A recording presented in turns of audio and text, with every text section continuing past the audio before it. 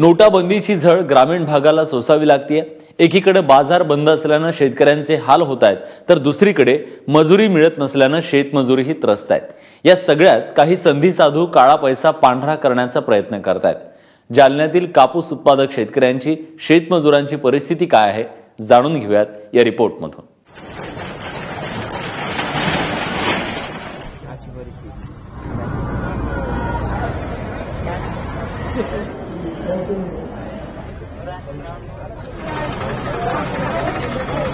जालना कधी काळी दुष्काळानं होरपळलेला जिल्हा आता नोटाबंदीनं हैराण आहे।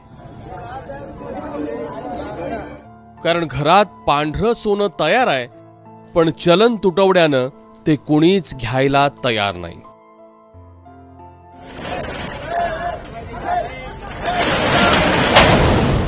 व्यापारी लोग कपास ले रहे नहीं।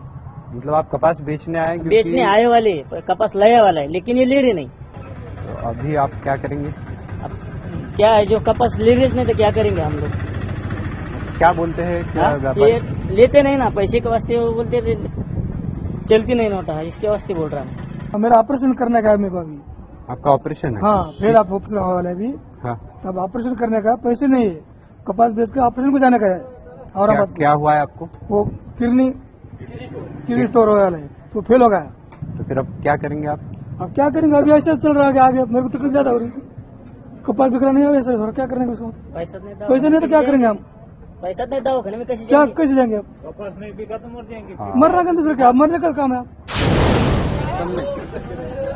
एकीकडे शेतकऱ्यांची अशी अवस्था, तर दुसरीकडे व्यापारीही अडलेले।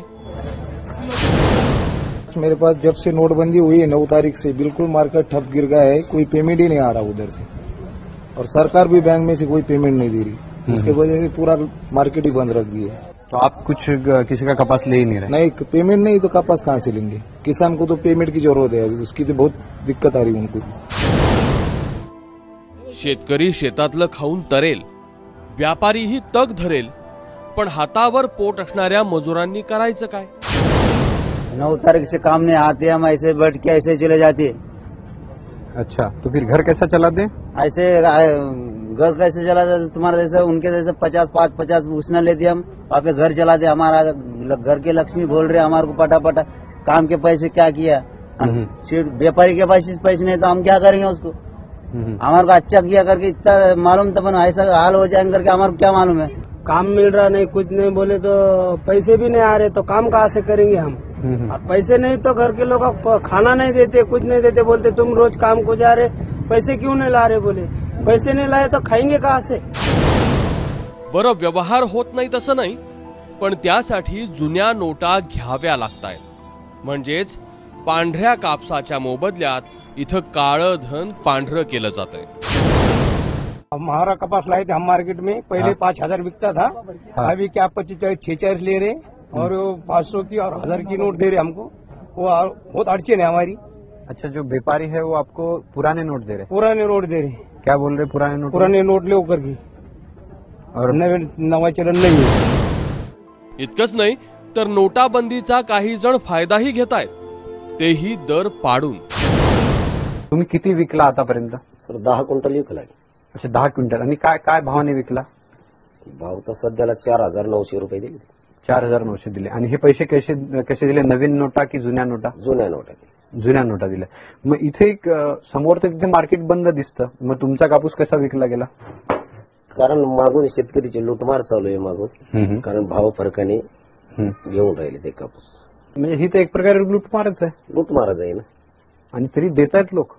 मजबुरी आहे, पैसाही नाही। काही जणांनी या स्थितीतही तग धरलाय, पण असं किती दिवस चालायचं? भावामुळेच विकत नाहीये ना। जुन्या नोटाचा वेगळा भाव आणि नवीन नोटाचा एक वेगळा भाव आहे, त्यामुळे विकत नाहीये। अच्छा, काय भाव आहे आता तुम्हाला सांगितलेला जो काय भाव आहे? जुन्या नोटामध्ये 5000 भाव आहे आणि नव्या नोटामध्ये 4000 रुपये भाव आहे, त्याच्यामुळे ती तफावत जास्त असल्यामुळे आम्ही ते कापूस विकत नाही। मग किती दिवस तुम्ही असा होल्ड करणार आहात? 1 महिनाभर आम्ही ठेवू शकतो। शेतमजूर महिलांची व्यथा तर आणखी बिकट आहे। मग या शेतात आता हे काम करतो, या ना पगार यावर दिली तर पटल खायला सोयीचं भेटत, बरं का, कोड्यास वगैरे ये लोग देते हैं तो ये आपको मिलता है? हा, आणि ये ना जरा एक अर्धा हप्ता आमचा जरा लोटला गेला तर मग आम्हाला चटणी मिरची शिवाय काहीच नाही लगे. कैसा खाते हैं? कसं खातो सर, आता तुम्हाला काय सांगा, आता ते सांगितलं तर आता मला लाज वाटत तुम्हाला सांगायची.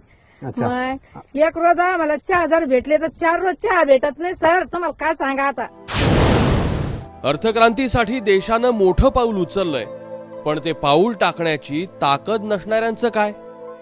शेतकरी मजुरांसाठी या बदलाला पचवणं जड जातंय. त्यामुळे हा बदल त्यांच्यासाठी सहज कसा होईल याचाही विचार सरकारनं करण्याची गरज आहे. उमेश कुमावत, एबीपी माझा, जालना. शेती जगतातल्या सर्व महत्त्वाच्या घडामोडींचे सगळे अपडेट जाणून घेण्यासाठी तुम्ही 712च्या पेजला आणि ट्विटरवर फॉलो करू शकता. बघत रहा एबीपी माझा.